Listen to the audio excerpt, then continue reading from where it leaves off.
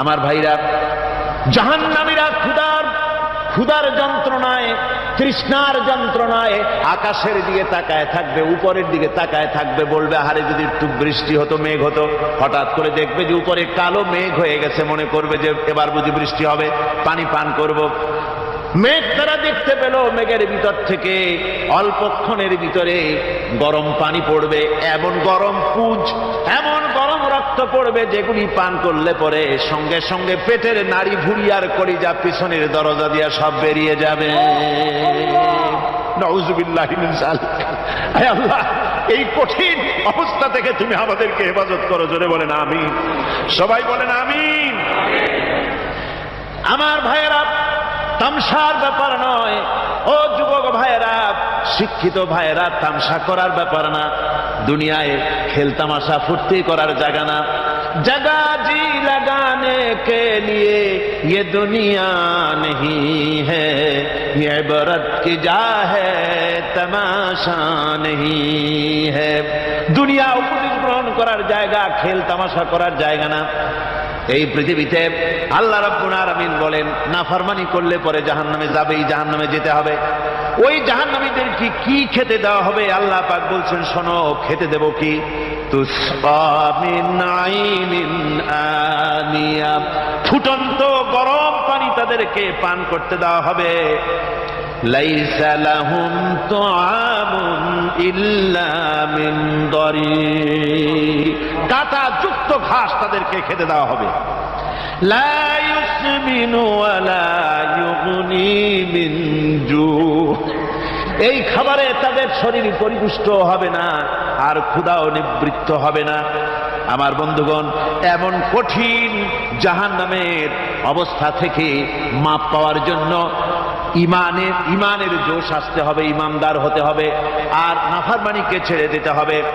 জাহান্নামে যখন মানুষদেরকে নিয়ে যাওয়া হবে, জাহান্নামীদেরকে, ইযা উলকু ফিহা সামিউ লাহা শাহীকান ওয়া হিয়া তাফুর, যখনই খোদাদ্রোহীদেরকে জাহান্নামের দিকে নিয়ে যাওয়া হবে, আজ তো খুব মাতবাড়ি, কত ভক্ত আছে, তারপরে কত শক্তি, কত কিছু, কিন্তু আল্লাহর দরবারে যখন হাজির হবে, কোন শক্তি তখন কাজে লাগবে না, কোন শক্তি কাজে লাগবে না। জাহান্নামে যখন তাদেরকে নিয়ে যাওয়া হবে, জাহান্নাম তখন গোসায় ফেটে পড়তে থাকবে, জাহান্নামের ভিতর থেকে গর্জন আসতে থাকবে, তাকাদু তামাইয়াজু মিনাল গায়জ, জাহান্নাম যেন গোসায় ফেটে পড়তে চাইবে।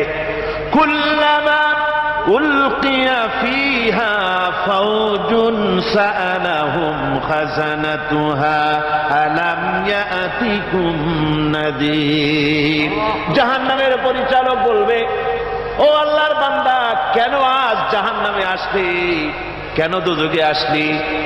আলাম ইয়াতিকুম নাযীর, তোর কাছে কি কোনো ভীতি প্রদর্শক কেউ যায় নাই? কোন নবীর কথা কি শোনো নাই? কোরআনের কথা কি শোনো নাই? হাদিসের কথা কি শোনো নাই? জাহান্নামে কেন এলি? এত বড় খারাপ জায়গা কেন আসলি? শোনো নাই কি? কোনো ভয় দেখানো কেউ কি সব সতর্কবাণী শোনায় নাই? বেঈমানেরা বলবে, ক্বালু বালা ক্বাদ জাআনা নাযীর, হ্যাঁ, আমাদের কাছে এসেছিল, আমাদের কাছে ভীতি প্রদর্শনকারী এসেছিল। ফাকাযযাবনা ওয়া কুলনা মা নাযালাল্লাহু মিন শাই, এসেছিল কিন্তু আমরা বলেছি বেটা মিথ্যে কথা বলে। জোরে কর নাউযুবিল্লাহ। বেটা মিথ্যে কথা বলে। কিসের বেহেশত, কিসের দোজখ? খালি খালি দোজখের একটা ভয় দেখাইয়া দুনিয়ার এই টাটকা সুখগুলি নষ্ট করতে চায় এরা। পয়গম্বরদেরকে এরকম বলেছে, আর আলেমদেরকেও যখন কোরআন হাদিস থেকে বলা হয় তখন বলে, এরা জানি দোজখের কথা কইতে, দোজখ কিসের? আর বেহেশত সে তো এক অসভ্য উদ্যান। জোরে কর নাউযুবিল্লাহ। এমনি করে তারা তামসা করে। ওরা বলবে, আমরা এসেছিল ভীতি প্রদর্শনকারী, আমরা মিথ্যে মনে করেছি, বলেছি ওটা মিথ্যে কথা, আর বলেছি আল্লাহ এই ধরনের কিছু নাজিল করেন নাই। জাহান্নামীরা বলবে, ওয়াকালু লাউ কুন্না নাসমাউ আও নাকিলু মা কুন্না ফি আসহাবিস সাঈর, আহারে লাউ কুন্না নাসমাউ, তার মানে হলো যদি আমরা শুনতাম অর্থাৎ মানতাম, যদি নবীর কথা মানতাম, কোরআনের কথা যদি মানতাম, আর যদি ভালো করে বুঝতাম, মা কুন্না ফি আসহাবিস সাঈর, তাহলে আজকে এই জাহান্নামের কঠিন শাস্তি আমাদের লাভ পেতে হতো না, জাহান্নাম থেকে বেঁচে যেতে পারতাম। কি সর্বনাশ করলাম, বুঝি নাই, যা কিছু শুনেছি মানুষের কথা মতো শয়তানের ওয়াসওয়াসায় পড়ে তো ভুলই করলাম। সেদিন যতই আফসোস করা হোক না কেন, এই আফসোস কোনো কাজে লাগবে না। কুল আযালিকা খায়রুন আম জান্নাতুল খুলদিল্লাতী উইদাল মুত্তাকুন কানাত লাহুম জাযাআন ওয়া মাসীরা। আল্লাহ বলছেন এই সব কথা বলার পরে, জাহান্নামের সব শাস্তির কথা শুনাইয়া আল্লাহ বলছেন, বলেন কুল আযালিকা খায়রুন, এই পরিণতি কি ভালো যে জাহান্নামের পরিণতির কথা বলা হলো? তোমরা যে সমস্ত অবাধ্যতা করতেছো, ঈমান আনতেছো না, নবীকে গালাগালি করছো, ইসলাম মানতেছো না, নাফরমানি করছো, এর পরিণতি যা হবে, আযালিকা খায়রুন, এই পরিণতি কি ভালো? আম জান্নাতুল খুলদিল্লাতী উইদাল মুত্তাকুন, অথবা সেই চিরন্তন জান্নাত যার ওয়াদা করেছেন আল্লাহ পাক মুত্তাকিনদের জন্য, কানাত লাহুম জাযাআন ওয়া মাসীরা, যে জান্নাত হবে তাদের কর্মের প্রতিফল, আর এটাই হবে তাদের মহাযাত্রার শেষ মঞ্জিল। সেই জান্নাত, যে জান্নাত আল্লাহ রেখেছেন মুমিনদের জন্য। কাদের জন্য জান্নাত? মুমিনদের জন্য। সেটা এমন জান্নাত হবে, লাহুম ফিহা মা ইয়াশাউনা খালিদিন, যা চাইবে মনের আশা আকাঙ্ক্ষা অনুযায়ী সব পাবে বেহেশতের মধ্যে। খালিদিন, চিরকাল সেখানে থাকবে। কানা আলা রাব্বিকা ওয়াদান মাসউলা, এটা হচ্ছে তোমার রবের অবশ্য পূরণীয় ওয়াদা। জোরে বলেন সুবহানাল্লাহ। এটা তোমার আল্লাহর ওয়াদা এবং অবশ্যই তিনি তা পূরণ করবেন। তোমরা জান্নাতে থাকবে, সেখানে যা চাইবে তাই পাবে। একজন বলছিল জান্নাতে যাইয়া যা চাইবো তাই যদি পাই তাহলে তো খুব ভালো কথা। কয় যে হুজুর, আমার তো হোক্কা খাওয়ার দারুণ অভ্যাস, তা বেহেশতের মধ্যে হোক্কা পাবো? বুজুর্গ ব্যক্তি বলছেন, আল্লাহর বান্দা, বেহেশতে যাইয়া যদি তুমি হোক্কা খাইতে চাও তা আল্লাহ তোমার হোক্কা দিবেন, কিন্তু আল্লাহর কসম করে বলতে পারি, বেহেশতে যাইয়া এমন পচা জিনিস খাওয়ার তোমার ইচ্ছে জাগবে না। এত ভালো জিনিস তুইয়া এই পচা জিনিস খাওয়ার ইচ্ছা তোমার জাগবে না মনের ভিতরে। বেহেশত আল্লাহ রাব্বুল আলামিন মুমিনদের জন্য রেখেছেন। আমার ভাইয়েরা, সে বেহেশতের বর্ণনা কোরআনে কারীমের মধ্যে আল্লাহ দিয়েছেন। একদিকে জাহান্নাম, কোরআনের বর্ণনা কত সুন্দর। জাহান্নামের কথা শুনতে শুনতে লোকেরা আল্লাহর ভয়তে হতাশ হয়ে যেতে পারে, আল্লাহর ভয়তে। সেই জন্য যত জায়গায় জাহান্নামের বর্ণনা আছে, সাথে সাথে আবার আশার সঞ্চার করার জন্য আল্লাহ জান্নাতের কথা বলেছেন। কাহার এবং জব্বার নাম আল্লাহ যেখানে ব্যবহার করেছেন, সাথে সাথে আবার গফুর রহিম নাম ব্যবহার করেছেন, বান্দা যেন হয়রান হয়ে না যায়। আমার ভাইরা, একদিকে জাহান্নামের এই কঠিন শাস্তির কথা, আবার অপর দিকে আল্লাহ বলেন, শোনো, এমন জান্নাত আমি রেখেছি, মাসালুল জান্নাতিল্লাতী উইদাল মুত্তাকুন, এমন বেহেশত মুত্তাকিনদের জন্য যার ওয়াদা করা হয়েছে, এমন বেহেশত সেটা, ফিহা আনহারুম মিন মাইন গায়রি আসিন, সেখানে এমন সুন্দর স্বচ্ছ পানির ঝর্ণাধারা, সুমিষ্ট পানির ঝর্ণাধারা রাখা হয়েছে। ওয়া আনহারুম মিন লাবানিন লাম ইয়াতাগায়্যার তা'আমুহু, আর সেখানে দুধের ঝর্ণা রাখা হয়েছে যার স্বাদ কখনো নষ্ট হবে না। ওয়া আনহারুম মিন খামরিন লাযযাতান লিশ-শারিবিন, আর রাখা হয়েছে পানীয়ের ঝর্ণাধারা যা পানকারীদের জন্য অত্যন্ত সুন্দর হবে, খুবই সুস্বাদু হবে। আর রাখা হয়েছে ওয়া আনহারুম মিন আসালিন মুসাফফা, পরিষ্কার পরিচ্ছন্ন সুস্বাদু মধুর ঝর্ণা। ধরে বলেন সুবহানাল্লাহ। ওয়া সাকাহুম রাব্বুহুম শারাবান তাহুরা, জান্নাতের ভিতরে তোমাদেরকে পান করানো হবে শারাবান তাহুরা, পবিত্র পানীয়। তহের এবং তহুর দুটি কথা। তহের বলা হয় সেই জিনিসকে যা নিজে পাক আর একজনকে পাক করতে পারে না, যেমন মধু, যেমন তেল, যেমন দুধ নিজে পাক, কিন্তু দুধ দিয়ে যদি কেউ গোসল করে, দুধ দিয়ে যদি কেউ উজু করে, ও নিজে পাক কিন্তু আপনাকেও পাক করতে পারবে না। এটার নাম হচ্ছে তহের। আর তহুর বলা হয় সেই জিনিসকে যে নিজেও পাক এবং অন্যকেও পাক করে দিতে পারে, যেমন পানি। পানি নিজে পাক, ওটার দ্বারা উজু করলে, গোসল করলে সেও কি হবে? পাক হয়ে যাবে। আল্লাহ তাই বলেন জান্নাতের ভিতরে ওয়াসাকাহুম রাব্বুহুম শারাবান তাহুরা, জান্নাতের ভিতরে শরাবে তাহুর পান করানো হবে। ওই শরাবটা নিজেই পাক, আর যে পান করবে তাকে আরো পরিচ্ছন্ন পবিত্র করে দেবে। জোরে বলেন সুবহানাল্লাহ। সেই শরাব হবে এমন খিতামুহু মিস্ক, যার মুখগুলি সুন্দর করে সুগন্ধ জিনিস দিয়ে, সুগন্ধি দিয়ে, মিস্ক দিয়ে আটকানো রয়েছে। তারপরে কি? ওয়াফি যালিকা ফালিয়াতানাফাসিল মুতানাফিসুন। এবার এই শরাব পান করার জন্য, এই পবিত্র পানীয় পান করার জন্য প্রতিযোগিতা করো। কে তোমরা প্রতিযোগিতা করে তার কাছে যেতে পারো? কিয়ামতের দিন আল্লাহ পাক জান্নাতে এই জিনিস পান করাবেন, আর ওই পাগলেরা কয় মদ খাওয়াবে। জোরে কান নাউজুবিল্লাহ। যার তো অভ্যাস সেটাই, সে নিজেও তাই চিন্তা করে। আমার বন্ধুগণ, জান্নাতের ভিতরে আল্লাহ রাব্বুল আলামিন এভাবে মধুর ঝর্ণা রাখবেন, দুধের ঝর্ণা রাখবেন, সতত প্রবাহিত ঝর্ণা ধারা সেখানে থাকবে। মুত্তাকিনা আলাল আরাইকি লা ইয়ারাউনা ফিহা শামসান ওয়ালা জামহারিরা।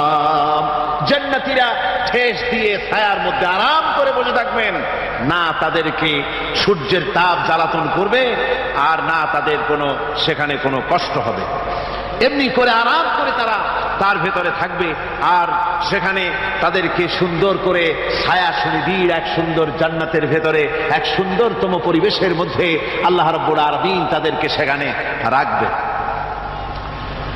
এরপরে তারা ওয়াইদা রাআইতা সুম্মা রাআইতা নাঈমান ওয়া মুলকান কাবীরা।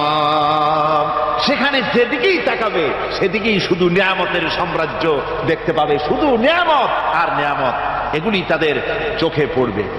সেখানে না সূর্যের তাপ আর না শীতের প্রকোপ, কোনো কষ্ট নাই, মানুষের শরীর থেকে ঘামও বেরোবে না। সেখানে বার্ধক্য এসে কাউকে পীড়া দিবে না। হুজুর একজন বুড়া লোককে বলছিলেন, মিয়া তুমি তো ভেস্তে যাবে না, তুমি তো বুড়া মানুষ, তুমি তো ভেস্তে যাইতে পারবে না। লোকটা কান দিয়ে অস্থির হয়ে গেছে। রাসূল বলছেন যে ভেস্তে বুড়া মানুষ যাবে না, তাহলে তো আমার উপায় নাই। হুজুর বলছেন না, তুমি যখন ভেস্তে যাবে তুমি যুবক হয়ে যাবে। সুবহানাল্লাহ ওয়া বিহামদিহি। একজন কালো মানুষ হুজুর বলছেন যে কালো মানুষ বেহেশতে যাবে না, সে তো একদম কান্দিয়া হয়রান।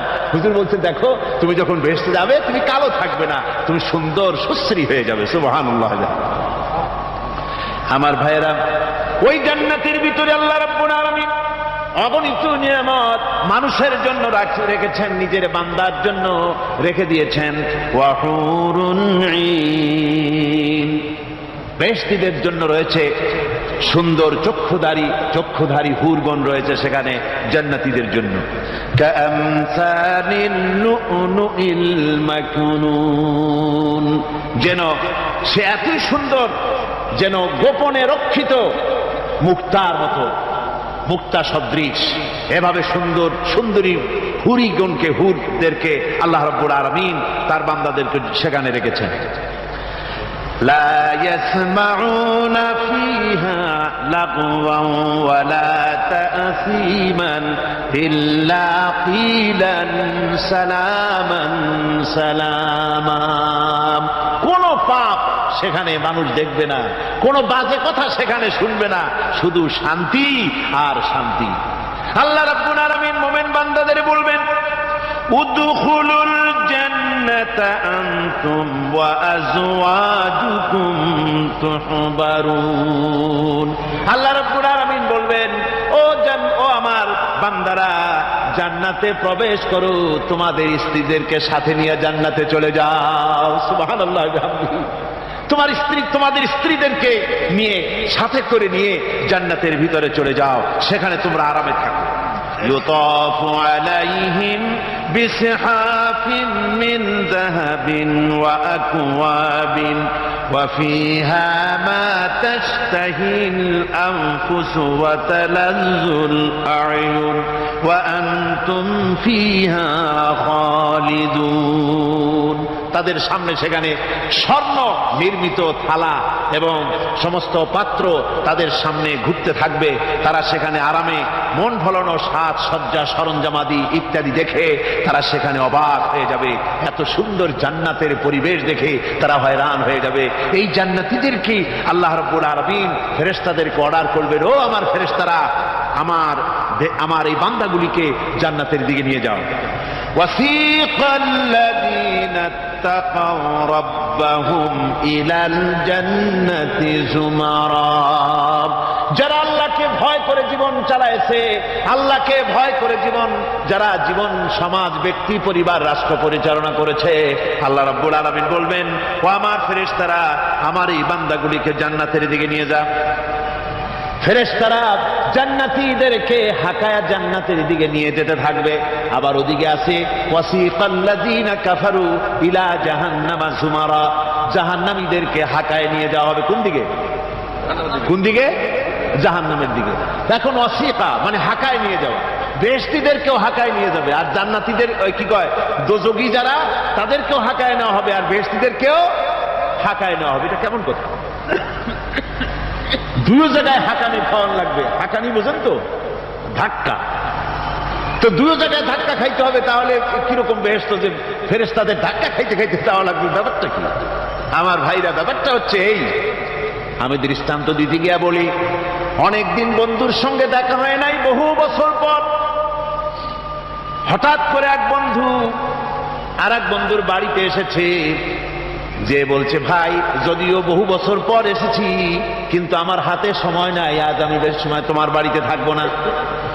ওই বাড়িওয়ালা বন্ধু বলে, বন্ধু যতই ব্যস্ততা তুমি দেখাও না কেন, আজকে যখন তোমার একবার পাইছি আমি তোমাকে ছাড়বো না। এই হলো একটা ছাড়বো না। আর ঢাকা হাইকোর্টের সামনে থেকে মকিম গাজী পালায় গেছে, ডাকাত। পুলিশ খুঁজতে খুঁজতে হয়রান হইয়া এই ডাকাতটারে যদি পাওয়া যায়, আর ওই ডাকাত যদি বলে, স্যার আপনি আমার ধর্মের ভাই, আপনি আমার বাপ, আপনি মেহেরবানি করে আমাকে ছেড়ে দেন, পুলিশ বলবে, বেটা গোটা পুলিশ বাহিনী তোর জন্য হয়রান, তোরে যখন একবার পাইছি তোরে আর ছাড়বো না। তাহলে বন্ধুর ছাড়বো না আর পুলিশের ছাড়বো না এক জিনিস? এক জিনিস। জাহান্নামীদেরকে ধাক্কা মারতে মারতে জাহান্নামের দিকে নিয়ে যাবে, জাহান্নামের দিকে যেতে চাইবে না, তাই ধাক্কা মারা লাগবে। আর বেহেশতীদের ধাক্কা মারা লাগবে কেন? বেহেশতীরা যখন জান্নাতের দিকে যেতে থাকবে, ওদের জন্য লাল কার্পেট সম্বর্ধনা দেওয়া হবে। দুনিয়ার পচা লাল কার্পেট না, এত সুন্দর করে সাজানো থাকবে। এক একটা মঞ্জিলে যখন যাবে, জান্নাতীদের জন্য সাজানো মঞ্জিল দেখে তারা মনে করবে এইটাই বুঝি বেহেশত। ঘটি বাটি লোটা যা আছে তাই নিয়ে ওইখানে বসে পড়বে। ফেরেশতারা কবে যে, আল্লাহর বান্দা তুমি এখানে বসছো কেন? এটা তো বেহেশত না। কয় এক থেকেও ভালো আছে নাকি? আছে না, উঠো আরবিয়া উঠো।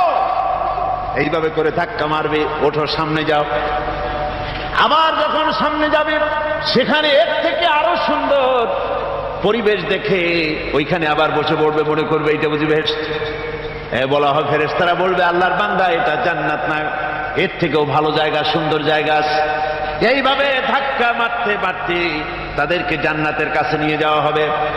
হাত্তা ইযা জাউহা ওয়া ফুতিহাত আবওয়াবুহা ওয়া ক্বালা লাহুম খাযানাতুহা সালামুন আলাইকুম তিবতুম ফাদখুলুহা খালিদিন।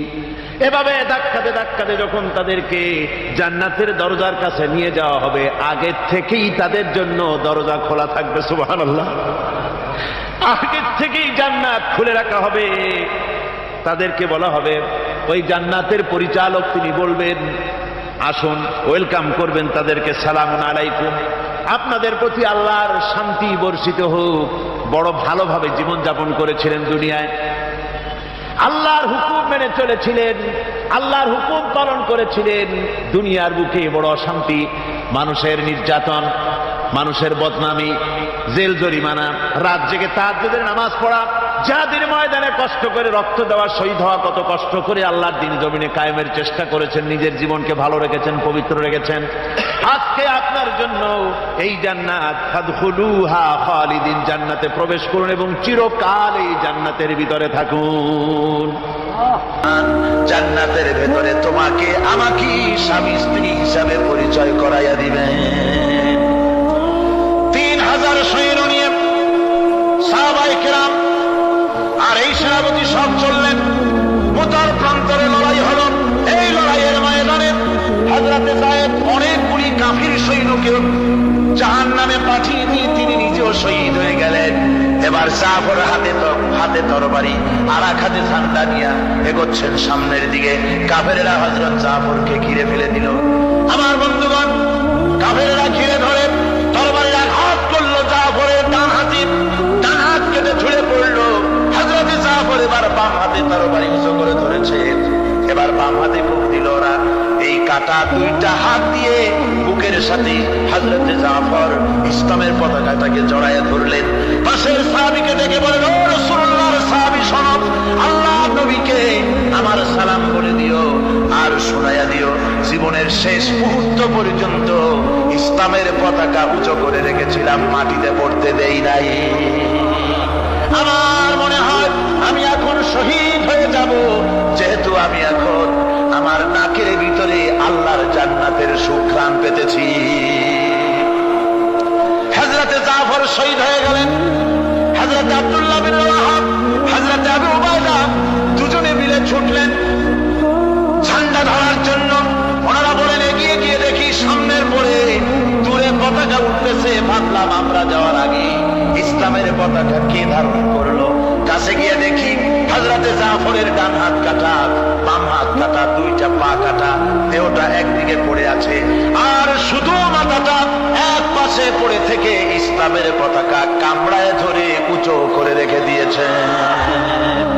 আমার বন্ধুগণ, হযরতে আবু উবাইদা বলেন, আমি হযরতে সাদের, হযরতে জাফরের হাত পা মাথা মস্তক একত্রিত করে তার পা থেকে শুরু করে মাথা পর্যন্ত চুমা খাইলাম। তাকে জানাজা করে দাফন করে রাখলাম কবরের ভিতরে।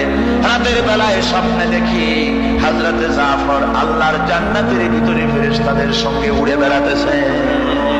আমি জিজ্ঞেস করলাম, ও জাফর, আল্লাহ তোমার সাথে কি ব্যবহার করেছেন?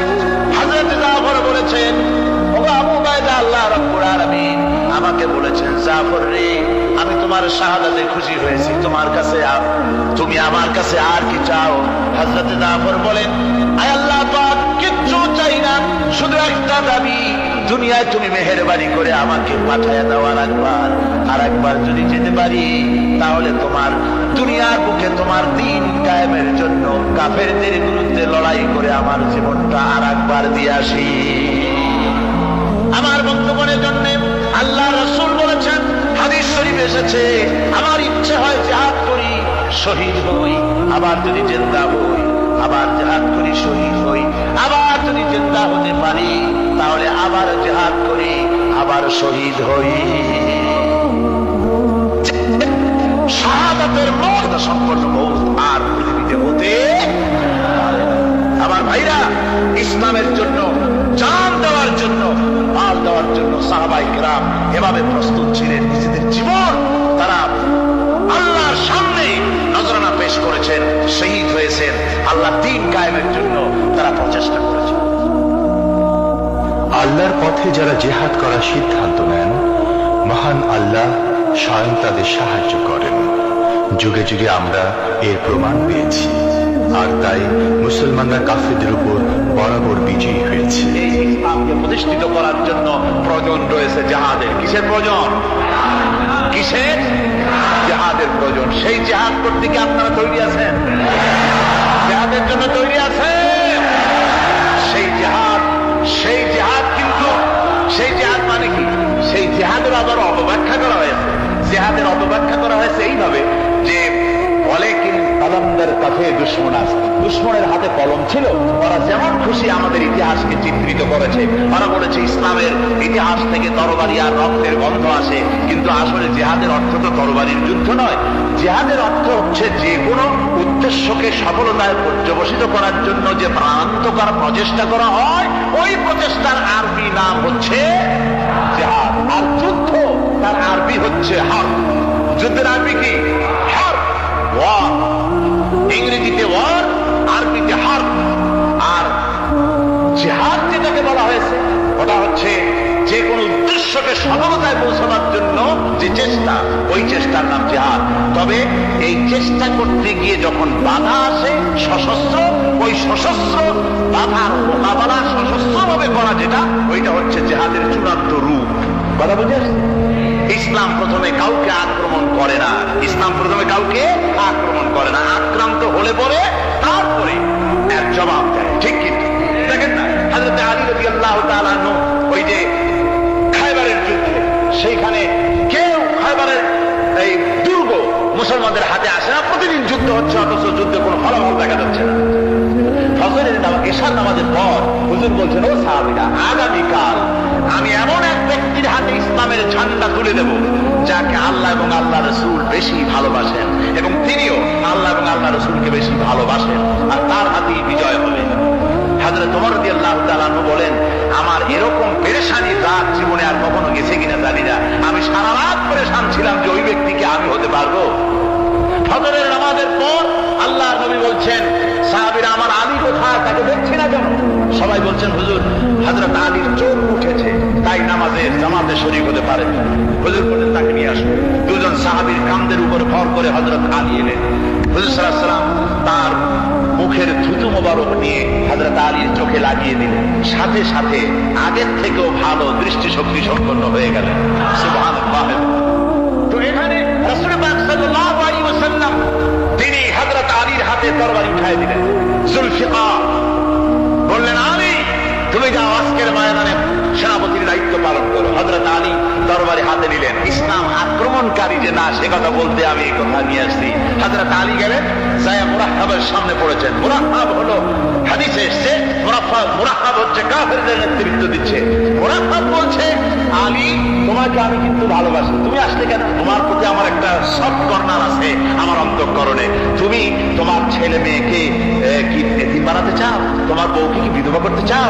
আমি তো সেই বীর যে আমার সামনে এসে কেউ কল্লা সাথে নিয়ে যেতে পারে নাই। সুতরাং তুমি যদি ওদেরকে এতিম আর বিধবা করতে না চাও, আমার সামনে থেকে সরে যাও। হযরত আলী বলেন, মুরাহহাব তুমি কাকে ভয় দেখাতেছ? তোমার তরবারি এই সমাজের কিছু কাফেরেরা ভয় করতে পারে, তুমি কি আমারে চেনো নাকি?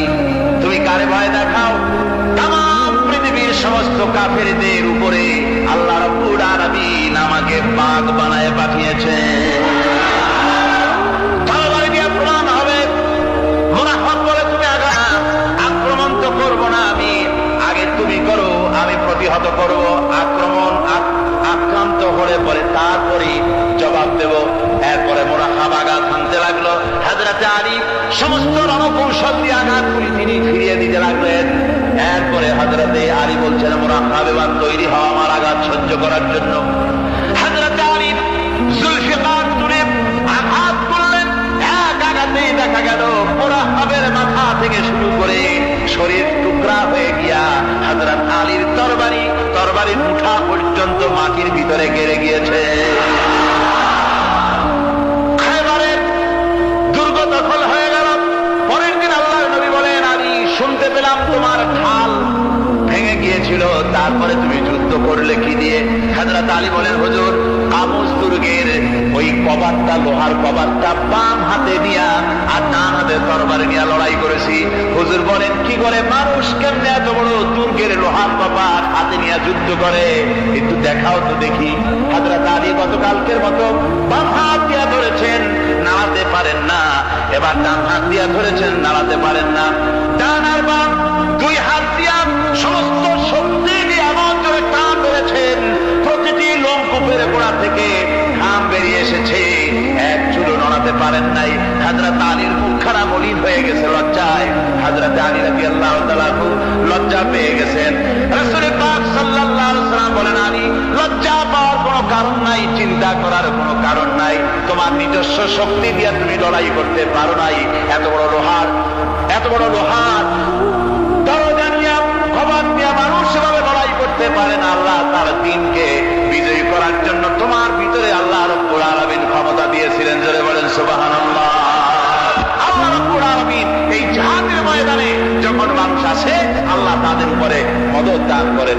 আমার বন্ধুগণ, আল্লাহর দ্বীনকে জমিনের উপরে প্রতিষ্ঠিত করার জন্য যদি আমরা আজও যদি ঐক্যবদ্ধ হই দ্বীন কায়েমের জন্য, তাহলে আল্লাহ রাব্বুল আলামিন আমাদেরকে মদদ করবেন। আল্লাহ পাক কোরআনে কারীমের মধ্যে বলেছেন, ওয়া কানা হাক্কান আলাইনা নাসরুল মুমিনিন।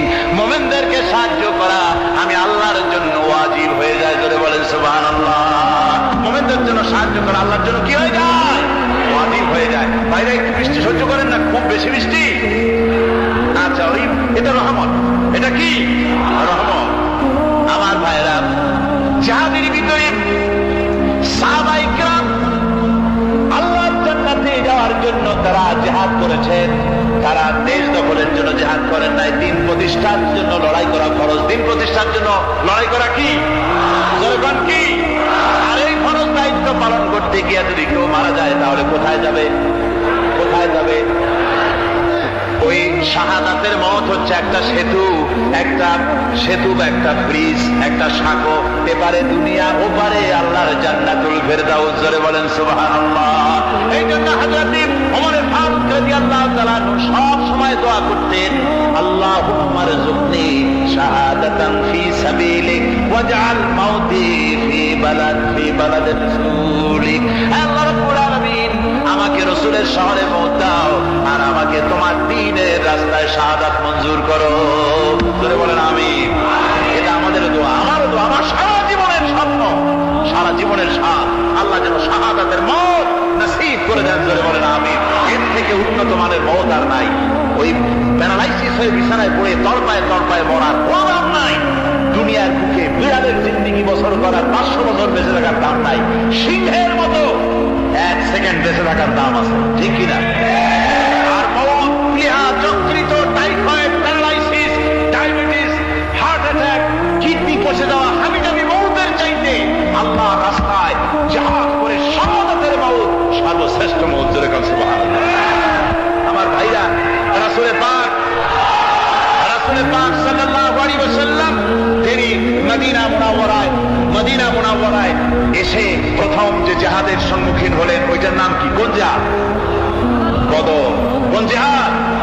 বদরের জিহাদ। সেই বদরের মাঠে জিহাদের জন্য রাসূল সাহাবীদেরকে তৈরি করতেছেন। তো আপনারা চিন্তা করেন বিষয়টা, জিহাদ করতে হবে। এই বদরে সাহাবীরা জিহাদ করবে কাদের বিরুদ্ধে? নিজের বাপের বিরুদ্ধে। রাসূল পাক খুব চিন্তিত হলেন যে সাহাবীদেরকে কিভাবে উদ্বুদ্ধ করা যায়। হুজুর জিহাদের কথাই বলতেছেন যে এখন বদরে আমাদের টিকে থাকার প্রশ্ন, এইটা মুসলমানদের টিকে থাকার প্রশ্ন। বদরের যুদ্ধ, বদরের এই জিহাদ। হুজুর যখন এগুলি বলতেছেন, হযরত মিকদাদ রাদিয়াল্লাহু তাআলা আনহু, রাসূলের একজন জলিলুল কদর সাহাবী, তিনি দাঁড়িয়ে বলছেন, হে আল্লাহর রাসূল, কেন আপনি চিন্তা করছেন?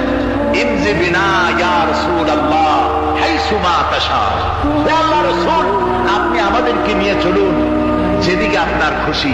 হাইসুমা আমারাকাল্লাহ, যেদিকে আল্লাহ আপনাকে নির্দেশ করেন সেদিকে আমাদের নিয়ে আপনি সেদিকেই চলুন। ইন্না লা নাকুলু লাকা কামা ক্বালা বানু ইসরাঈল লিমূসা আলাইহিস সালাম, ইযহাব আনতা ওয়া রাব্বুকা ফাকাতিলা ইন্না হাহুনা কায়িদুন। বুখারী শরীফের হাদিস। হযরত মিকদাদ রাদিয়াল্লাহু তাআলা আনহু বলছেন, হে আল্লাহর রাসূল, আপনি আমাদের নিয়ে চলুন। আল্লাহ যেদিকে আপনাকে আমাদের নিয়ে যেতে বলেন সেই দিকে নিয়ে যান। আমরা মুসা আলাইহিস সালামের উম্মতের মতো বলবো না যে হে মুসা, আপনি আর আপনার আল্লাহ দুজন গিয়া যুদ্ধ করেন, আমরা এখানে বসে থাকি। এমন কথা আমরা বলবো না। বাল ইযহাব আনতা ওয়া রাব্বুকা ফাকাতিলা মুকাতিলুন। ও নবী, বরং আপনি চলুন আমাদের নিয়ে, আপনি এবং আপনার আল্লাহ চলুন জিহাদের ময়দানে। আমরা আপনার তার সঙ্গে জিহাদ করব, লড়াই করব, সেই পর্যন্ত মা দামাত মিন্না মা দামাত আইনুম মিন্না তাতাররা, যতক্ষণ পর্যন্ত আমাদের একটা চক্ষুর পলক পড়ে, যতক্ষণ পর্যন্ত একটা চোখের পাতা নড়ে, ততক্ষণ পর্যন্ত আমরা কাফেরদের বিরুদ্ধে লড়ব। সুবহানাল্লাহ, যতক্ষণ চোখের পাতা নড়ে ততক্ষণ পর্যন্ত লড়ব। নিয়ে চলুন আমাদেরকে। হুজুর খুব খুশি হলেন। আরে রাসূল পাক সাল্লাল্লাহু আলাইহি ওয়াসাল্লাম দারুণ ভাবে খুশি হয়ে গেলেন। হুজুর বললেন, ও সাহাবীরা, তোমাদের মানসিক অবস্থা যখন এই কুমু বিনা ইলা জান্নাতিন, চলো আমার সাথে বেহেশতের দিকে। সুবহানাল্লাহ, সবাই বলেন সুবহানাল্লাহ। কুমু বিনা ইলা জান্নাতিন আরদুহা কারদিস সামাওয়াতি ওয়াল আরদ, সেই বেহেশতের দিকে চলো যে বেহেশতের বিশালতা প্রশস্ততা এই পৃথিবী এবং আকাশের চাইতে অনেক বড়। সেই বেহেশতের দিকে চলো। ফাকামা উমাইর বিন হামাম ওয়া কানা ইয়াকুলু তামার, হযরত উমাইর বিন হামাম এক যুবক, তিনি দাঁড়িয়ে গেলেন। আমার মুসলমান ভাইরা, যুবকদের অবদান কিন্তু ইসলামে সব চাইতে বেশি। জোরে বল সুবহানাল্লাহ। কাদের অবদান বেশি? সর্বপ্রথম ইসলাম কবুল করেছে কারা? যুবকরা। হযরত আবু বকর, হযরত ওমর রাদিয়াল্লাহু তাআলা তাদের বয়স যুবক বয়স ছিল। আগে দেখি যে একটা বড় গাছ, গাছটা কেমনে কেমনে কাইতে হয়ে পড়ে গেল, কেমনে কেমনে তাড়াতাড়ি করে কতগুলি তক্তা হয়ে গেল, ফটাফট তক্তাগুলি লাগে একটা নৌকা হয়ে গেল, লাফ দিয়ে পড়লো নদীতে। আমি চট করে উঠলাম সেই নৌকায় আর পাড়ি দিয়ে আসলাম। ওই তক্তাগুলি ফাটতে চিপতে আর লোহাগুলি লাগবে তড়িৎ গতিতে তাড়াতাড়ি হইতে যতটুকু সময় লাগছে আমার আসতে ওই জন্য দেরি হয়েছে। সুবহানাল্লাহ পরে কর। এখন নাস্তিক কয় যে আপনার সাথে আমি তর্ক মোটেই করবো না। কেন? কয় যে আপনার মাথার স্ক্রু ঠিক আছে কিনা। কয় কি জন্য? কয় আপন ইচ্ছায় একটা গাছ হট করে এরকম হয়ে গেল, কোন করাত ছাড়া মিস্ত্রি ছাড়া গাছগুলি চিরে ফেরিয়া তক্তা হয়ে গেল, আর কোন রকমের মিস্ত্রি ছাড়াই জোড়াতালি লেগে নৌকা হয়ে গেল, আর মাঝি ছাড়া পালায় গেলেন। আপনার মস্তিষ্কের স্ক্রুগুলি ঢিলা, আপনার সাথে আমি তর্ক করবো না। তিনি বললেন, নাস্তিক শোনো, বিনা মিস্ত্রিতে একটা গাছ চিরে ফেরে তক্তা হইতে পারে না। তোমার দলিল। বিনা মিস্ত্রিতে কতগুলি তক্তা একত্রিত একটা নৌকা হইতে পারে না, তাহলে বিশাল আকাশ বিনা মিস্ত্রিতে কেমনে তৈরি হইল? তোমার এই পা থেকে শুরু করে মাথা পর্যন্ত এই সুন্দর দেহ কেউ সৃষ্টি করে নাই, এমনি এমনি কলা গাছের মধ্যে হয়েছে তুমি। নাস্তিকের চোখ খুলে গেল। বলেন কি? আমি তো এইভাবে চিন্তা করি নাই, আমি মুসলমান হয়ে গেলাম। লা ইলাহা ইল্লাল্লাহু মুহাম্মাদুর রাসূলুল্লাহ।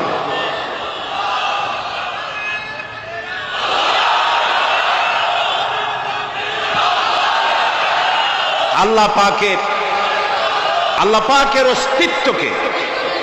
পাকের অস্তিত্বকে বোঝার জন্য তার সৃষ্টি জগৎ যথেষ্ট। সুবহানাল্লাহ বলে। শুধুমাত্র কপাল পোড়া ওরাই আল্লাহরে চেনে না। লক্ষ্য করুন, আপনার আমার পা থেকে শুরু করে মাথা পর্যন্ত কি সুন্দর বিন্যাস করেছেন আল্লাহ তাআলা। সুবহানাল্লাহ। আল্লাহ তাআলা বলেছেন, দেখো, আফালা ইয়ানজুরুনা ইলাল ইবিলি কাইফা খুলিকাত, তোমরা কি দেখো না যে আমি উটকে বানাইছি কেমনে? আল্লাহর আদাত মোবারক, আল্লাহর সিস্টেম, আল্লাহর কুদরত হচ্ছে এই লাঠি দিয়া পিটাইয়া মানুষকে হেদায়েত করার কোনো অভিলাষ, কোনো ইচ্ছে আল্লাহর নাই। সুবহানাল্লাহ বলুন। আল্লাহ রাসূলকে বলেছেন, ইন্নামা আনতা মুযাক্কিরুন লাস্তা আলাইহিম বিমুসাইতির। হে নবী, আমি আপনাকে উপদেশক করে পাঠিয়েছি পৃথিবীতে, লাঠি মারার জন্য দারোগা করে বানাই নাই। সুবহানাল্লাহ। আপনি আল্লাহরে মানবেন না, আল্লাহ একটা ফেরেশতা বানাই দেবে, পিটাই ওর গর্দানের চামড়া উঠাইবেন না। আল্লাহ বলেন যে দেখো, যুক্তি প্রমাণের মাধ্যমে তুমি আল্লাহকে চিনতে শেখো। নিজের দিকে তাকাও। আচ্ছা, তোমরা উট দেখো নাই? কে বলতেছেন? আল্লাহ বলছেন, উট দেখো নাই?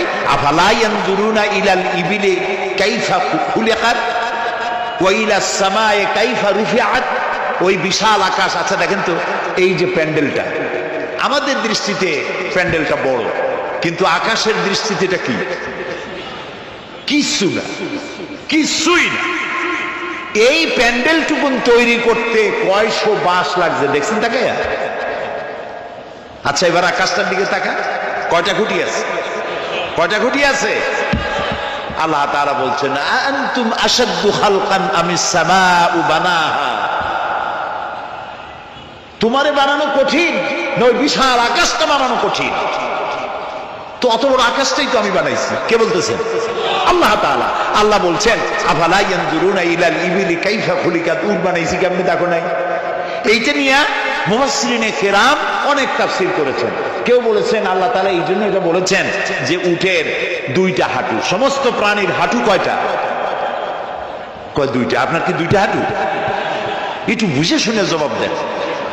আমাদের হাঁটু কয়টা? গরুর কয়টা? হাতির কয়টা? সব প্রাণীর হাঁটু একটা, উটের হাঁটু দুইটা।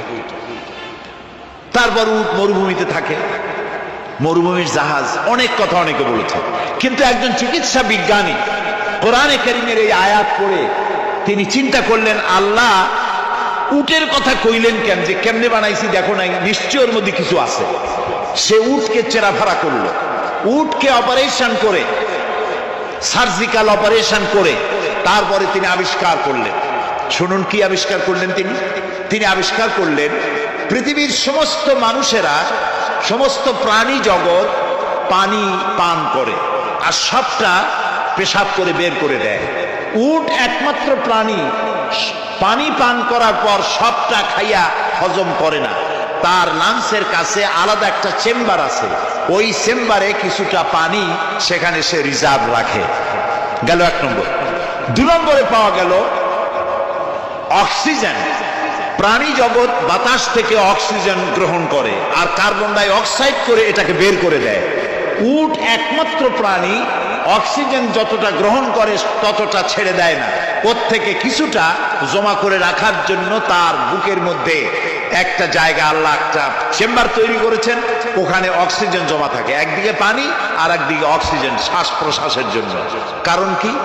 কারণ হলো মরুভূমিতে বালুর ঝড় হয়, যাকে আরবিতে বলা হয় সাইমুম, বালুর ঝড়। এই ঝড় যখন শুরু হয় তখন একটানা ঝড় চলতে থাকে, 2 দিন 3 দিন 1 সপ্তাহ চলতে থাকে। মানুষেরা টের পেয়ে যার যার আশ্রয় গ্রহণ করে। উট তো মরুভূমিতে চড়ে বেড়ায়, সে এইটাকে পালাবে কোথায়? সে বাঁচবে কি করে মরুঝড়ের মধ্যে?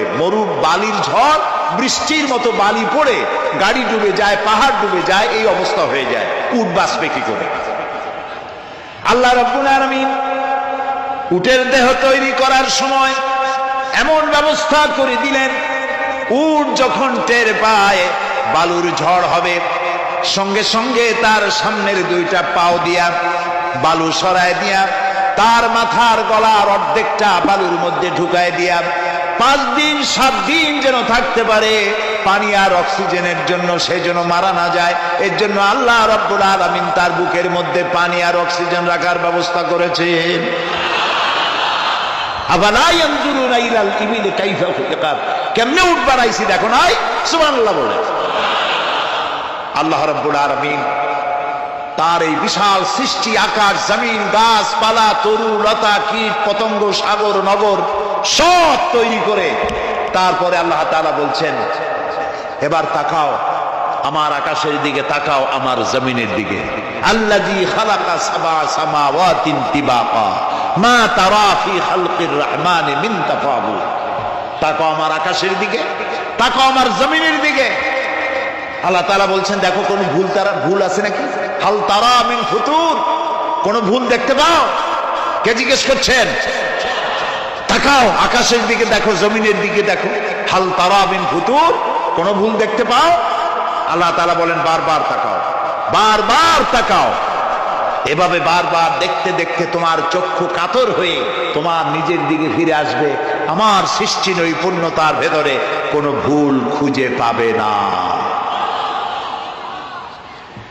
পা থেকে শুরু করে মাথা পর্যন্ত আমরা একটু খেয়াল করি তো, আমাদের পায়ের তালুর চামড়া যেরকম, পায়ের পিঠের চামড়া কি ওরকম? আমাদের পায়ের পিঠের চামড়া যেরকম, ওইটা যদি হতো পায়ের তলায়, তাহলে প্রতি 3 দিন অন্তর 2 দিন অন্তর পায়ে হাফসুল করা লাগতো জুতার মতো। ঠিক না? হাতের উপরে চামড়াটা যেরকম, হাতের তালুতে চামড়া কি ওরকম? হাতের তালুর চামড়া কি তাও কইতে পারেন না, পুরু, আর উপরেরটা পাতলা। এই উপরের চামড়াটা যদি এইখানে হইতো তাহলে গরম কদু আর ডাই খাইতেই পারতেন না, চামড়ার কাম শেষ। এইগুলো চিন্তা করলেই তো শকর করতে ইচ্ছা হবে যে এই যে একই শরীর আমার দুই রকমের চামড়া কেন দিলেন? আর কোনো চেষ্টা নাই, এমনি এমনি হয়েছে। কত বড় রাম ছাগল হলে নাস্তিক হতে পারে, জানোয়ারের চাইতে নিকৃষ্ট নাস্তিকেরা, পশুর চাইতে কুত্তার চাইতে নিকৃষ্ট। যারা নাস্তিক কুত্তায়ও আল্লাহরে চেনে, সুবহানাল্লাহ, আল্লাহরে চেনেছে। গরু ছাগল আল্লাহ যা বানিয়েছে সব আল্লাহর হুকুম মতো তার নিজস্ব পরিমণ্ডলে থাকে। মানুষ নামের কলঙ্ক ওই সব মানুষ যারা বিশ্ববিদ্যালয়ে চাকরি করে আমাদের সন্তানদেরকে নাস্তিক বানায়। এর একটা শয়তান কয়েক মাস আগে দূরে কোথাও গিয়ে আল্লাহ জাহান্নামে নিয়ে গিয়েছে। ওর কবরে জাহান্নামের আগুন জ্বলুক কিয়ামত পর্যন্ত। সে একাই শয়তান নয়, বিশ্ববিদ্যালয়ের অসংখ্য ছেলেদের মেয়েদেরকে ধ্বংস করেছে, ইমান নষ্ট করেছে। প্রিয় ভাই সব, আল্লাহ রাব্বুল আলামিন তার অস্তিত্বের প্রমাণ রেখেছেন আর বলেছেন, দেখো কোনো ভুল পাও নাকি। আল্লাহর এক দরবেশ বান্দা এক বট গাছের নিচে বিশ্রাম করতেছিল আর সূরা মুলক পড়তেছিলেন। এই আয়াতের কাছে এসেছেন, হাল তারা মিন ফুতুর, দেখতে পাও কোনো ভুল? শুয়ে শুয়ে বলতেছে, আল্লাহ তোমার সৃষ্টি জগতে তো ভুল ধরার কোনো উপায় নাই, কেউ ধরতে পারবে না, তবে আমার চোখে একটা জিনিস বেমানান মনে হয়। ভুল ধরতে কারো ক্ষমতা নেই, একটা জিনিস আমার কাছে বেমানান লাগে। একা একা বলতেছে, সেটা হলো এই, তুমি তাল গাছ বানাইছো যেমন তালও সেই রকম বড়, বেল গাছ যেমন বেলও বড়, নারকেল গাছ যেমন নারকেলটাও বড়, কিন্তু এত বড় বিরাট বট গাছ ফল একেবারে ইতুটুকু ইতুটুকু, এইটা একটু বেমানান লাগতেছে। এই চিন্তা করতেছে দরবেশ সাহেব, হঠাৎ করে একটু বাতাস এসে গাছের ডাল আন্দোলিত হয়েছে, একটা আধা পাকা বটের ফল অনেক উঁচু থেকে ছিঁড়ে এসে দরবেশের নাকের উপরে পড়ছে, নাকটা জ্বলে উঠছে। দরবেশ সাহেব বলছে, আস্তাগফিরুল্লাহ, আল্লাহ এটা তো ফল না, এটা আমার চিন্তার জবাব। আমি চিন্তা করতেছি গাছ আনমান ফল হয় নাই, তাল গাছ যেমন ফল যেমন, বট গাছ যেমন ফল যদি ওই আকারে হইতো, ফলটা যে পজিশন নিয়ে আমার নাকে পড়ছে এতে তো আমার নাকও যাইতো মাথাও যাইতো। সুতরাং আল্লাহ রাব্বুল আলামিন তার সৃষ্টি জগৎকে আপন কুদরত দিয়ে সুন্দর করে সৃষ্টি করেছেন। ভাগ্যবান তারা যে আল্লাহকে স্বীকার করে 5 ওয়াক্ত নামাজে আল্লাহকে সেজদা দেয়, সুবহানাল্লাহ। আর শিক্ষক নামের, শিক্ষিত নামের কলঙ্ক ওই সব মুসলমান যারা মুসলমানের ঘরে জন্মগ্রহণ করে নিজেকে নাস্তিক বলে পরিচয় দেয়, নিজেকে যারা বামপন্থী বলে পরিচয় দেয়। মুসলমান তা আবার বামপন্থী, আস্তাগফিরুল্লাহ। কোরআনে কারীমে আল্লাহ তাআলা বলেছেন, আসহাবুল ইয়ামিন আসহাবুশ শিমাল, ডানপন্থী আর বামপন্থী। রাসূলুল্লাহ বলেছেন, বাম হাতে খায় শয়তান, তোমরা বাম হাতে খাবা না। বাম দিকের কামটাই শয়তানের, বাম দিকের কাম কার? জোরে বলেন। এই জন্য রাস্তা দিয়ে হাঁটবেন, ডান দিক দিয়ে হাঁটেন, কিছু খাইবেন ডান দিক দিয়ে খান, কিছু শুরু করবেন ডান দিক দিয়ে করেন। মুসলমানের কাজ সব ডান, ডানপন্থীদের নেতা পয়গম্বরেরা সব ডানপন্থীদের নেতৃত্ব দিয়ে আল্লাহ রাব্বুল আলামিন কিয়ামতের দিন ডানপন্থী দিয়ে নিয়ে আল্লাহর নবীরা জান্নাতে চলে যাবে। আর বামপন্থীদের নেতা শয়তান, বামপন্থীদেরকে শয়তানের নেতৃত্ব দিয়ে সবগুলিকে জাহান্নামে নিয়ে যাবে। এই জন্য দেখবেন বামপন্থীদের যত নেতা আছে, একটা নেতাও মসজিদে যায় না, নামাজ পড়ে না।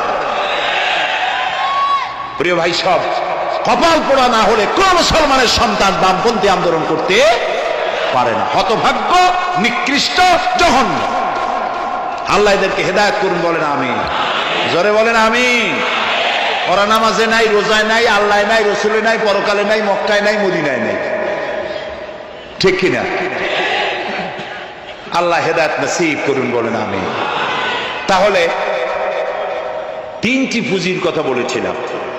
তার মধ্যে প্রথম পুঁজি হলো আল্লাহ। আল্লাহ কি বিশ্বাস করতে দেখি? অস্তিত্বকে বিশ্বাস করা। এই অস্তিত্বের উপরে আমি আর আলোচনা করতে চাই না। আমরা বিশ্বাস করি আল্লাহ আছে, ঠিক না? আচ্ছা, এবার প্রশ্ন করি, আল্লাহ আছেন, কোথায় আছেন? আচ্ছা, বুঝতে পারছি আপনাদের মধ্যে ইখতিলাফ হয়ে গেছে। কেউ বলছেন সব জায়গায়, কেউ বলছেন আরশে, কেউ বলছেন আকাশে। আর যারা বেশি বুদ্ধিমান তারা কোনো জবাব দেন নাই, চিন্তা করছেন কোনটা কইয়ে কোন জ্বালায় পড়ি। আল্লাহ রাব্বুল আলামিন কোথায় আছেন সেই প্রশ্ন আল্লাহ কি করা দরকার? আল্লাহ আপনি কোথায় আছেন এই প্রশ্ন আমরা করার আগে আল্লাহ রাব্বুল আলামিন কোরআনে কারীমের মধ্যে জবাব দিয়ে দিয়েছেন, আর রাহমানু আলাল আরশিস্তাওয়া। সুবহানাল্লাহ। আল্লাহ সব জায়গায় আছেন এ কথা ঠিক নয়। কেন ঠিক নয় সেটাও বুঝাই দেয়।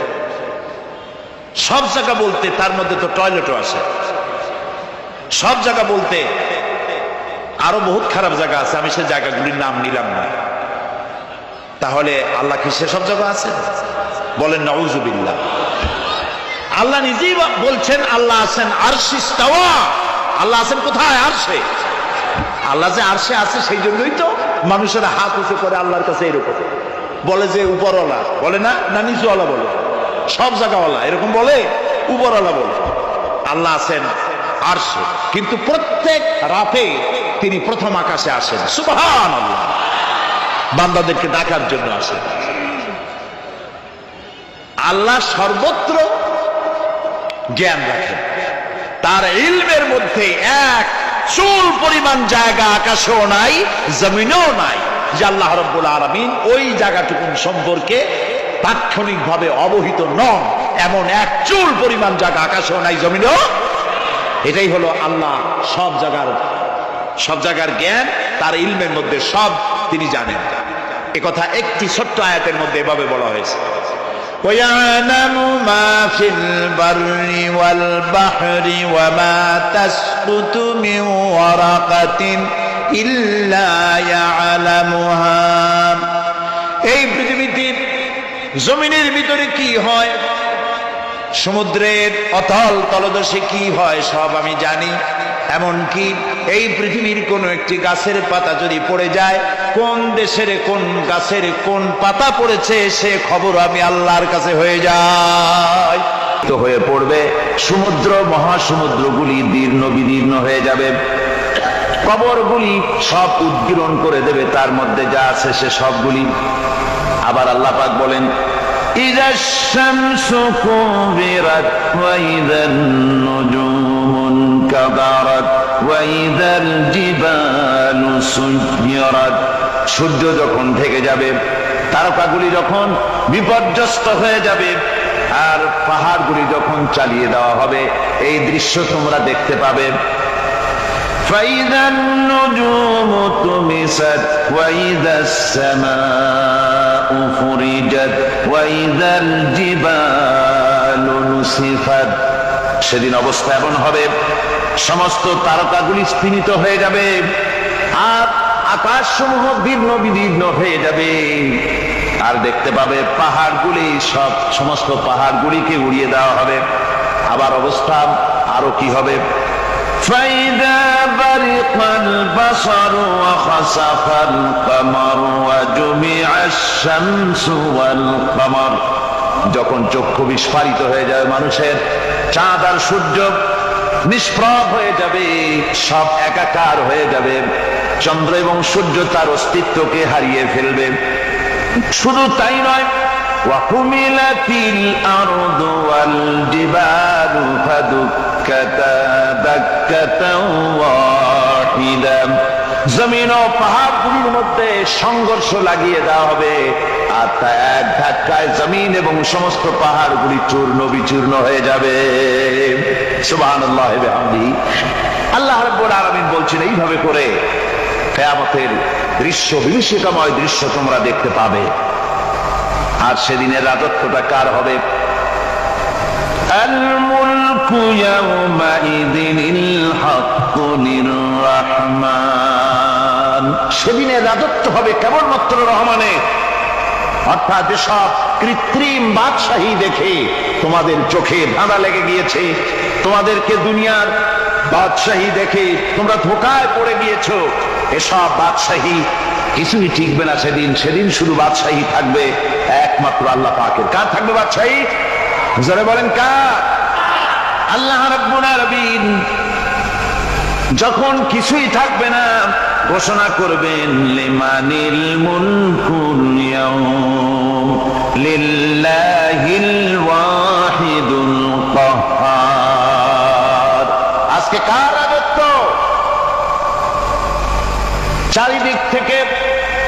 চারিদিক থেকে আওয়াজ আসতে থাকবে পরাক্রমশালী আল্লাহ রাব্বুল আলামিনের রাজত্ব। আর কারণ নয়, হাদিস শরীফে এসেছে, বুখারী মুসলিম শরীফের হাদিসে এসেছে, আল্লাহর নবী বলেন আল্লাহ রাব্বুল আলামিন তখন তার এক হাতে আকাশ মণ্ডলীকে ধারণ করবেন, আর এক হাতে জমিনকে ধারণ করবেন।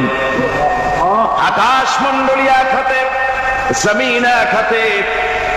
এভাবে আল্লাহ রাব্বুল আলামিন বলবেন আইনাল জাব্বারুন আইনাল মুতাকাব্বিরুন। কোথায় সেই স্বৈরাচারীরা? কোথায় সেই দুর্বিনীত অহংকারী স্বৈরাচার যারা আমার জমিনের উপরে, আমার মানুষের উপরে রাজত্ব চালিয়েছে? তারা আজকে কোথায়? কোথায় সেই অহংকারীরা?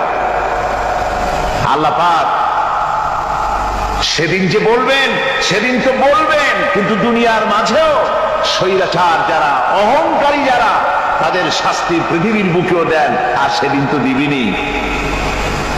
কত স্বৈরাচার আমরা দেখলাম, কত অহংকারী দেখলাম, যাদের তর্জনী হেননে লক্ষ কোটি কোটি মানুষ উঠত আর বসত। তাদের জিল্লাতির সঙ্গে আল্লাহ রাব্বুল আলামিন কতজনকে বিদায় করে দিলেন। ফুলের মালা নিয়ে কুলাতে পারে নাই, পা থেকে শুরু করে গলা পর্যন্ত ফুলের মালা দিয়া ডুবাই দিল ভক্তরা। আবার আল্লাহ রাব্বুল আলামিন এমন শাস্তি দিলেন, ফুলের মালার পরিবর্তে জুতার মালা নিয়ে জেলের মধ্যে ঢুকাইয়া দিলেন। ঠিক কিনা গান?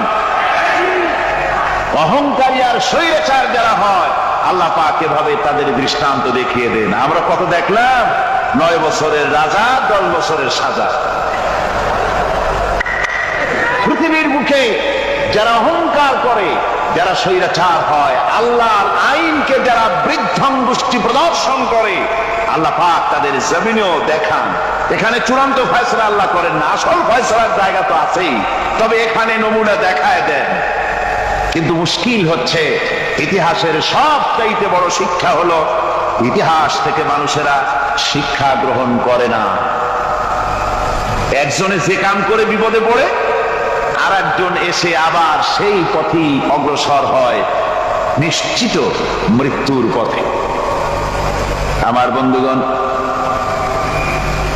আল্লাহ পাক বলছেন সেই দিন আমার রাজত্ব হবে, আর কারো রাজত্ব হবে না। ওয়াকানা ইয়াওমান আলাল কাফিরিনা আসীরা। আর ওই দিনটা, ওই কিয়ামতের দিন হবে কাফেরদের জন্য সবচাইতে কঠিন। সবচাইতে কঠিন হবে কাদের জন্য? কাফেরদের জন্য। কাফের কারা? কাফের হচ্ছে তারা যারা নাকি আল্লাহর আইনকে অস্বীকার করেছে, আল্লাহকে অস্বীকার করেছে, আল্লাহর আইনকে অস্বীকার করেছে। ওরা কি? কাফের। কুফর শব্দের অর্থ হচ্ছে গোপন করা। এই জন্য অন্ধকার রাতকে আরবিতে কাফের বলা হয়েছে, অর্থাৎ যা সব জিনিসকে অন্ধকার দিয়ে ঢেকে দেয়। তো কুফর হচ্ছে সেই জিনিস যা মহাসত্যকে ঢেকে দেয়, সত্যকে, মহাসত্যকে ঢেকে দেয় যে জিনিস, সেটাকে কুফর বলা হয়। আর এই কাফের অন্ধকারে ঘুরে মরে, সে কোন আলোর খোঁজ পায় না। আল্লাহ রাব্বুল আলামিন বলেন, কাফেরদের কথা এখন শোনাচ্ছেন আল্লাহ পাক, ওয়াল্লাযীনা কাফারু আউলিয়াউহুমুত তাগুতু ইউখরিজুনাহুম মিনান নূরি ইলায যুলুমাত। যারা কাফের, যারা কুফরি অবলম্বন করেছে, তাদের সাহায্যকারী আর পৃষ্ঠপোষক হচ্ছে তাগুত। তাগুত বলা হয় সেই শক্তিকে যে শক্তি শুধু নিজেই আল্লাহর আইন অমান্য করে বসে থাকে না, বরং অন্যদেরকে আল্লাহর আইন অমান্য করতে বাধ্য করে। ওদেরকে আরবিতে কি বলা হয়? তাগুত বলা হয়। আর এই তাগুতি শক্তি, এই তাগুত হয় তার সাহায্যকারী, যা তাকে আলো থেকে টেনে অন্ধকারের ভেতরে নিয়ে যায়। আর কাফের হচ্ছে আল্লাহ পাকের ভাষায় অর্থাৎ কোরআনের ভাষায় কাফের হচ্ছে সবচাইতে নিকৃষ্ট প্রাণী, সবচাইতে নিকৃষ্ট জীব, মহাসত্যকে যারা অস্বীকার করেছে, যারা আল্লাহকে মানে না, যারা আল্লাহর কোরআনকে মানে না, যারা ইসলামকে স্বীকার করে না, তারা সবচাইতে নিকৃষ্ট প্রাণী। আল্লাহ রাব্বুল আলামিন বলেন, ইন্না শাররাদ দাওয়াবি ইনদাল্লাহিল্লাযীনা কাফারু ফাহুম লা ইউমিনুন। নিশ্চয়ই আল্লাহর জমিনে সব বিচরণশীল জীব যত আছে, আল্লাহ বলছেন আমার জমিনে বিচরণশীল জীব যত আছে তার মধ্যে সবচাইতে নিকৃষ্ট প্রাণী হলো যারা ঈমান আনে নাই, যারা বিশ্বাস করে না আমি আল্লাহকে, যারা পরকালকে বিশ্বাস করে নাই, যারা কোরআনকে বিশ্বাস করে নাই, যারা ইসলামকে বিশ্বাস করে নাই, পৃথিবীর মধ্যে তারা সবচাইতে নিকৃষ্টতম প্রাণী। আল্লাহ বলেন শুধু নিকৃষ্ট জনক নিকৃষ্ট প্রাণী বললেই সারে না, এরা হলো চতুষ্পদ জানোয়ারের মতো। কে বলতেছেন? আমি বলছি না, কিন্তু আল্লাহ পাক বলতেছেন চতুষ্পদ জানোয়ারের মতো কাফেররা। وَمَثَلُ الَّذِينَ كَفَرُوا كَمَثَلِ الَّذِي يَنْعِقُ بِمَا لَا يَسْمَعُ إِلَّا دُعَاءً وَنِدَاءً।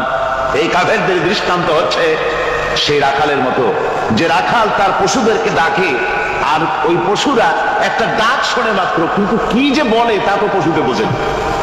কথা বুঝতে পেরেছে? সুম্মুন বুকুমুন উমিয়ুন ফাহুম লা ইয়াকিলুন। এরা বোবা, এরা বধির, এরা অন্ধ, এ কারণেই কোনো কথা বোঝে না। এরা চতুষ্পদ জানোয়ারের চাইতেও নিকৃষ্ট। যাদেরকে আমি আল্লাহ বলেন, যাদেরকে আমি চোখ দিলাম, চোখ থাকতে হক দেখলো না, সব দেখলো, হক দেখে নাই চোখ দিয়া, এই চোখ দিয়া সব দেখলো, নারীর সৌন্দর্য উপভোগ করলো, আর নারীর অঙ্গ প্রত্যঙ্গ নিয়ে নানা ধরনের গল্প লিখলো, কবিতা লিখলো, কিন্তু এই সৌন্দর্য যিনি দিলেন তারেও চিনল না। আছে না কত কবি আমাদের দেশে? আমার দেশের সেই কবি জাতীয় পুরস্কার পায় যে কবি নারীর বিশেষ বিশেষ অঙ্গ নিয়ে বেশি করে নির্লজ্জ কবিতা লিখতে পারে, ওই হলো সবচেয়ে বড় কবি। আমার বন্ধুগণ, একজন বুজুর্গ ব্যক্তি তিনি পথ দিয়ে যাচ্ছিলেন, তো সে পথে এক সুন্দরী যুবতী মেয়েকে দেখে সেই যুবতী মেয়ের দিকে এই বুজুর্গ ব্যক্তি এক নজরে তাকায় আছে।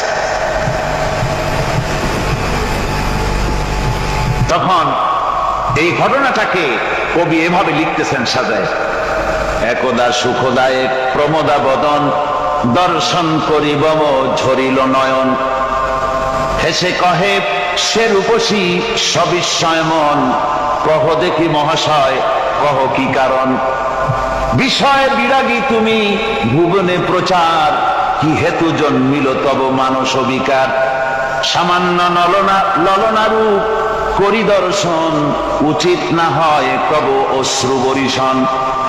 বুজুর্গ ব্যক্তি ওই মহিলার দিকে তাকিয়ে তাকিয়ে কাঁদতেছেন। সুন্দরী মহিলা বলেন, আল্লাহর বুজুর্গ বান্দা, আপনি এলাকার ভিতরে বুজুর্গ এবং পীর হিসাবে, বুজুর্গ ব্যক্তি হিসাবে আপনি বিখ্যাত। আজকে আমাকে এখানে দেখে আপনি আমার দিকে তাকায় আমার রূপ উপভোগ করতেছেন আর কাঁদতেছেন। আপনার মতো সংসার বিরাগী মানুষ আমার মতো একটা সুন্দরী মেয়েকে দেখে এভাবে কাঁদা ঠিক না। বুজুর্গ ব্যক্তি বলছেন, হেসে কহিলাম বলে করহ শ্রবণ, নেত্র ঝরে তবু হেতু ভেব না এমন, যে শিল্পী রচিল ওই সুধাংশু বদন, তাহার তরে ঝরে নেত্র নয়নে জীবন। ও আল্লাহর বান্দি, আমি তোমাকে দেখি কান্দি না, আমার চোখে পানি বেরিয়ে গেছে। তোমারে দেখে আমি মনে মনে ভাবলাম, এত সুন্দর করে যিনি মানুষ বানিয়েছেন, না জানি ওই আল্লাহ রব্বুল আলামিন কত বড় সুন্দর। আমার ভাইরা, সুতরাং চোখ থাকতে ওরা আল্লাহ রাব্বুল আলামিনের কুদরত ওরা দেখে নাই, কান থাকতে কোরআনের আওয়াজ ওদের কানের মধ্যে ঢোকে নাই, বিবেক থাকতে আল্লাহর দ্বীনকে বুঝতে পারে নাই, চিন্তা করতে পারে নাই। আল্লাহ রাব্বুল আলামিন বলেন, উলাইকা কাল্লানাম, এরা হলো চতুষ্পদ জানোয়ার, বালহুম আদাল, শুধু জানোয়ার না, জানোয়ারের চাইতেও নিকৃষ্ট। এমনই জানোয়ার, আল্লাহ বলেন শুধু জানোয়ার না, জানোয়ারের মতো শুরু খায় জনমের মতো। ওয়াল্লাযীনা কাফারু ইয়াতামাত্তাউনা ওয়া ইয়াকুলুনা কামা তাকুলুল আনআম। এই কাফেরগুলির কাম শুধু ফুর্তি করা, গান বাজনা, নাটক, গল্প, এই সব কাজ তাদের। নামাজ নাই, রোজা নাই, আল্লাহ চিন্তা নাই, তাহাজ্জুদ নাই, পরেজগারি নাই, শুধু গান আর নাচ। দেখেন না ফুর্তি। এই যে 1 জানুয়ারি রাত 12টার সময় আমার ঘুম ভেঙে গেল, এই যেখানে আমি ছিলাম, বিকট আওয়াজ। আমি মনে করলাম পাশের বাড়ি বুঝি ডাকাত করছে। পরে বাড়িওয়ালা আমাকে বললেন যে ডাকাত না, বোধ হয় এই নিউ ইয়ার সেলিব্রেট হচ্ছে, নতুন বৎসর উদযাপন হচ্ছে বোমা দিয়ে, শহরবাসীর আরামের ঘুম হারাম করে এগুলি করা হচ্ছে। এ তো গেল 1 জানুয়ারি। আর যখন আমাদের নিজেরটা যখন আসে, অর্থাৎ 1 বৈশাখ, তখন দেখছেন অবস্থা 1 বৈশাখে। এবছর আমাদের দেশে 1 বৈশাখে ঢাকায় যে দৃশ্য আমি টিভির মধ্যে দেখলাম, তাতে আমার মনে হয়নি যে 12 কোটি মুসলমানের দেশে রাজধানীতে এই দৃশ্য হচ্ছে। আমার মনে হচ্ছিল এটা বুঝি কলকাতা অথবা অন্য কোনো শহর হবে। আমি দেখলাম সমস্ত যুবক যুবতী, নারী পুরুষ, বিভিন্ন বয়সের লোক সব একসঙ্গে রাস্তায় নেমেছে, নাচতেছে। তার মধ্যে বুদ্ধিজীবী আছে, শিক্ষিত লোক আছে, সমানে নাচতেছে। আর তাদের মুখোশ পরা, বানরের মুখোশ, কুকুরের মুখোশ, শূকরের মুখোশ, ঘোড়ার মুখোশ, পাপী শিয়ালের মুখোশ, এই মুখোশ পরে এভাবে নাচতেছে। আমি চিন্তা করলাম, নববর্ষের সাথে কুত্তার মুখোশের সম্পর্ক কি? নববর্ষের সাথে পাপী শ্রীগালের মুখোশের সম্পর্ক কি? তাহলে ওরা কি বলতে চায় যে আগামী বছরটা আমরা কুত্তার ভূমিকায় অ্যাক্টিং করব, অথবা শ্রীগালের মতো ধূর্তামি করব জাতির সাথে? তারপরে কি করলো? সকাল বেলায় যুবক যুবতী 1 বৈশাখ সূর্য উদয়ের আগে রমনা লেকের পাড়ে গিয়ে সব দাঁড়িয়েছে বাসন্তী রঙের শাড়ি পরে। তারপরে সেখানে দাঁড়িয়ে সূর্য উদয়ের পানে তাকিয়ে সকাল বেলায় ভাবে করজোর করে বলছে, এসো হে নববৈশাখ স্বাগতম হে। নববৈশাখ অলক্ষে বোধহয় এটা শুনে বলতেছে, বাবাজিরা আমারে ডাকতেছো, অপেক্ষা করো, আমি আসতেছি। আমারে ডাকতেছো, আমি আসতেছি, কোমরে গামছা বেঁধে আসতেছি, 225 মাইল স্পিডে আসতেছি, 30 ফুট উচ্চ জলোচ্ছ্বাস নিয়ে আসতেছি, নববৈশাখের মজা সব জায়গায়। আমার ভাইরা, মুসলমান নববর্ষ উদযাপনের সাথে মুসলমানের কিসের সম্পর্ক? মুসলমান যদি এই দিন উদযাপনই করে, তাহলে তাকে করতে হবে ফজরের নামাজ পড়বে। মুসলমান নববর্ষ উদযাপন করবে, ফজরের নামাজ পড়বে, তারপরে কোরআন শরীফ তেলাওয়াত করবে, দরুদ শরীফ পড়বে, আল্লাহর দরবারে হাত তুলে বলবে, রব্বুনা আলামিন, 31 বছর পার করে দিলাম, নাফরমানি ছাড়া কিছুই তো করি নাই, বিগত বছরে যা করেছি মাফ করে দাও, আগামী বছরটা গোটা জাতি আর দেশের জন্য কল্যাণকর মঙ্গলময় করে দাও। এটাই তো বলা উচিত ছিল, নাকি বলে? তা না করে, তা না বলে, বৈশাখের পরিচালককে না দেখে সরাসরি বৈশাখকে আহ্বান করা হয়েছে, আর বৈশাখ আহ্বান করার মজা জনমের মতো দেখাই দিয়েছে। আল্লাহ রাব্বুল আলামিন তাই বলেন, কাফেররা তাদের কাজ হলো শুধু খাওয়া, তারা এমন খাওয়া খায় জনমের মতো খায়। ইয়াকুলুনা কামা তাকুলুল আনাম, জানোয়ারে যেমন খায় ওই রকম খায়। তার মানে খায়, একটু বিসমিল্লাহ কয় না, খায় যখন ছেড়ে দেয় তখন আলহামদুলিল্লাহ বলে না। বাঁ হাত দিয়ে খায়, আবার বাঁ হাত দিয়ে খায়, ডাব একটা কাটলো বিসমিল্লাহ নাই, খাইলো, 2-4 ঢোক খাইয়া পুরা ডাবটা ঢালাই দিল। ডাবটা কি তোমার বাদাম তৈরি করছিল নাকি? একটু বিসমিল্লাহ বললা না, একটু শুকরিয়া আদায় করলা। আমি গত এই ডিসেম্বর গেল, ডিসেম্বরের 16 তারিখ আমেরিকা থেকে এসছে। ওখানে দেখলাম তারা প্রতি নভেম্বর মাসের শেষ বৃহস্পতিবার থ্যাঙ্কস গিভিং ডে অবজার্ভ করে। তা আমি জিজ্ঞেস করলাম থ্যাঙ্কস গিভিং ডে জিনিসটা কি? ওরা বলল এটা হচ্ছে এই যে গড আমাদেরকে সারা বছর ভালো খাওয়াইছে, আমাদেরকে ভালোভাবে পড়াইছেন, সুন্দর রেখেছেন, এই জন্য আমরা গডকে থ্যাঙ্কস দেই নভেম্বরের এই শেষ দিনটিতে। সারা বছরের ভালো খাইছি, ভালো থাকছি, এই জন্য গভর্নমেন্টকে মানে গডকে থ্যাঙ্কস দিলাম। আমি আমার আলোচনায় সেখানে বললাম যে দেখেন, রাশিয়ার সাথে আমেরিকার পার্থক্য তো এখানে, ওরা গডকে অস্বীকারই করেছে, গডই মানে না। আর এরা গডের নামাজ রোজা বা ইবাদত কিছু করুক আর না করুক, গডের অন্তত একটা ধন্যবাদ দেয়। ওরা ওদের ডলারে লিখেছে ইন গড উই ট্রাস্ট, প্রত্যেকটা ডলারে লেখা আমরা গডে বিশ্বাস করি। তো শুকর আদায় করলে তো আল্লাহ বাড়িয়ে দিবেন। আল্লাহ রাব্বুল আলামিনের সুন্নাত হলো শুকর যদি কেউ আদায় করে আল্লাহ বাড়িয়ে দেন। লা ইন শাকারতুম লাযীদান্নাকুম ওয়া লা ইন কাফারতুম ইন্না আযাবী লাশাদীদ।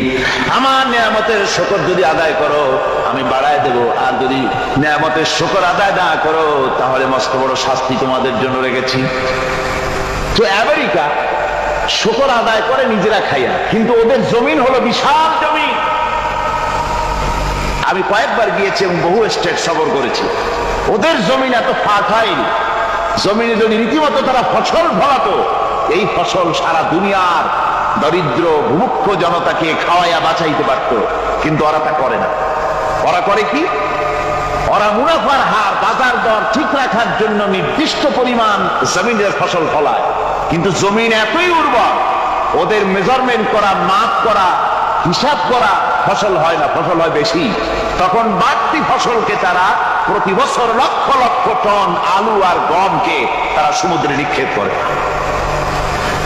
তাদের আলু এবং গম সেই সময় তারা নিক্ষেপ করে সমুদ্রে যখন ইথিওপিয়া, সুদানে মানুষ না খেয়ে মরছে। পৃথিবীর বিভিন্ন দেশে মানুষ ক্ষুধার যন্ত্রণায় যখন চিৎকার করছে, আর তাদের এই চিৎকারে আকাশ বাতাস ভারী হয়ে যাচ্ছে, তখন ওরা এই কামটি করছে। তাই আমি ওই প্রথম দিন বলেছিলাম যে রাশিয়া যেমন খান খান হয়েছে, অস্তিত্ব বিলুপ্ত হয়েছে আল্লাহর সাথে নাফরমানি করার কারণে। আপনারা বলতে পারেন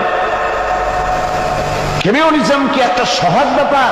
একটা বিরাট শক্তি, পৃথিবীর বুকে কত দেশ তারা ডমিনেট করতেছিল, কোনো যুদ্ধ নাই, কোনো রক্তপাত নাই, বিনা ধাক্কায়, বিনা বাতাসে, বিনা ঝড়ে বিশাল মহিরুহু চিৎপটান। এটা হলো কেন? কেন হলো রাশিয়ার এই দশা?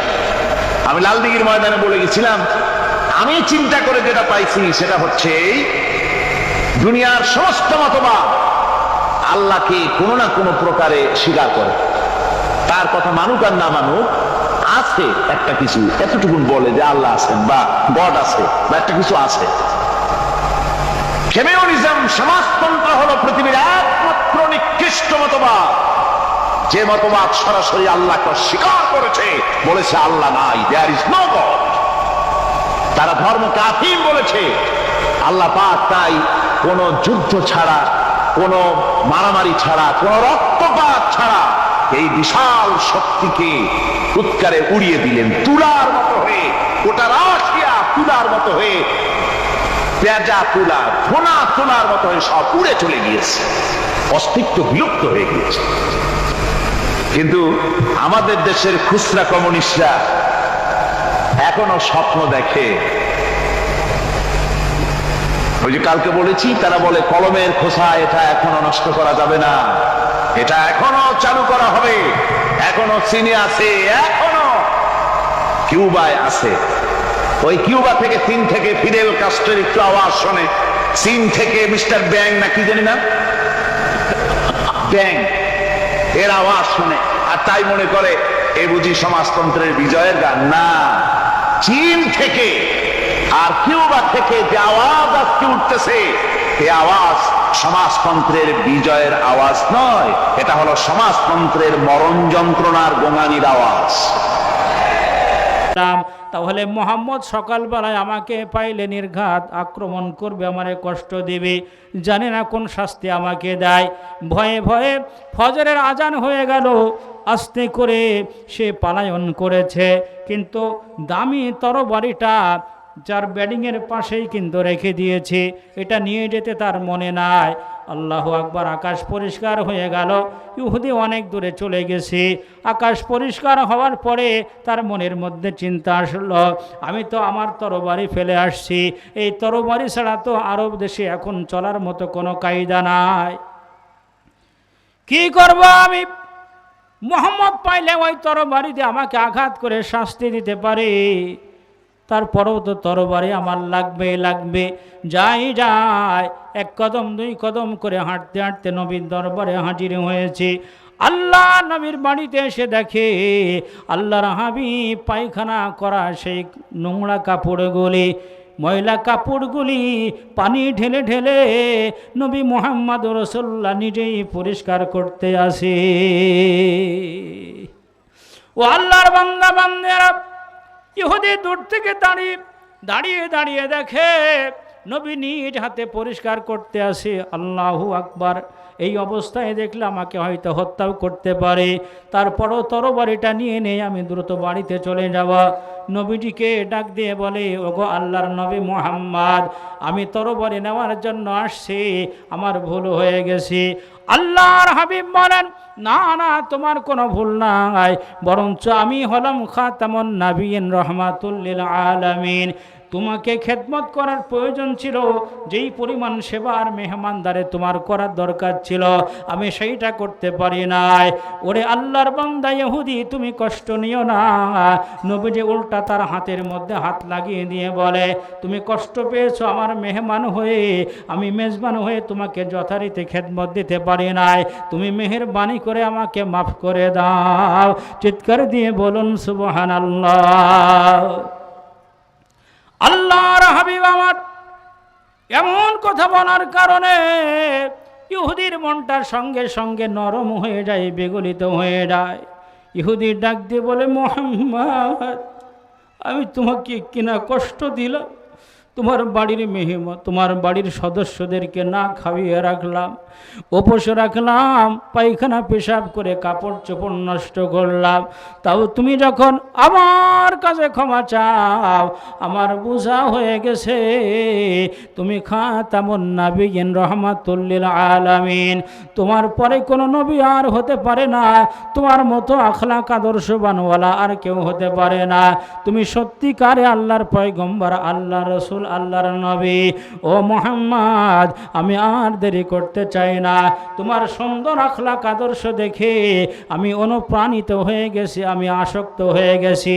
এই মুহূর্তে আমাকে পড়িয়ে দাও, আশহাদু আল্লাহ ইলাহা ইল্লাল্লাহু ওয়া আশহাদু আন্না মুহাম্মাদান আবদুহু ওয়া রাসূলুহু। চিৎকার দিয়ে বলুন সুবহানাল্লাহ। ইহুদি কালেমা পড়ে মুসলমান হয়ে যায়।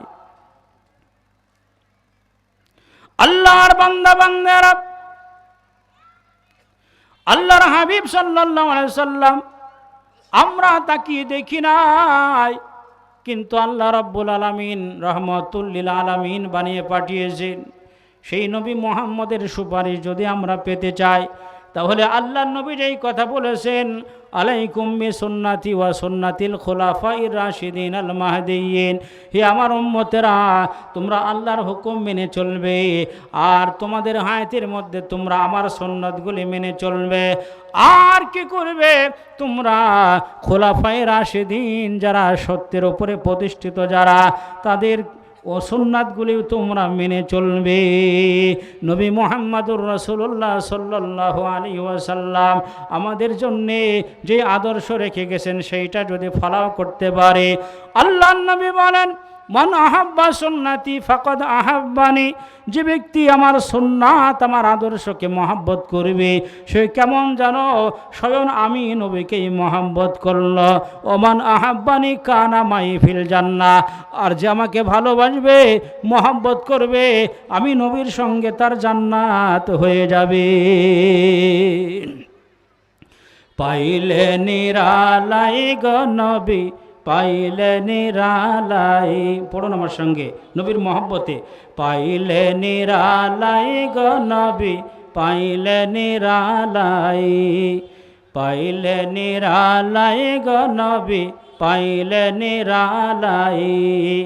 দুই কদমে চুমু খাব, দুই কদমে চুমু খাব, চরণ ধুলি মাখব গাই, পাইলে নিরালাই গো নবী, পাইলে নিরালাই, পাইলে নিরালাই গো নবী, পাইলে নিরালাই।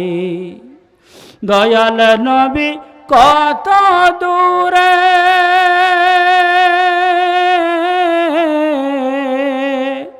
দয়াল নবী কত দূরে,